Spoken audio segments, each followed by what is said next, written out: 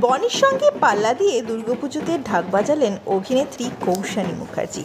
সুরুচির সঙ্গতে দেখা গেল বনি কৌশানীর ঢাক বাজানো।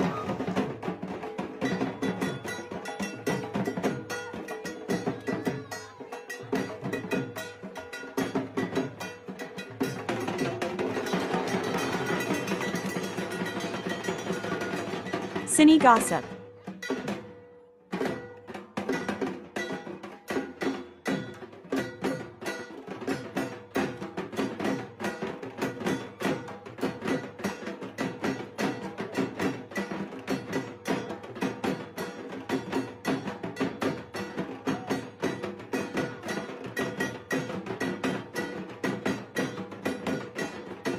ভিডিওটি কৌশানী নিজেই শেয়ার করেছেন আর জানিয়েছেন ঢাক বাজানো ছাড়া পুজো অসম্পূর্ণ।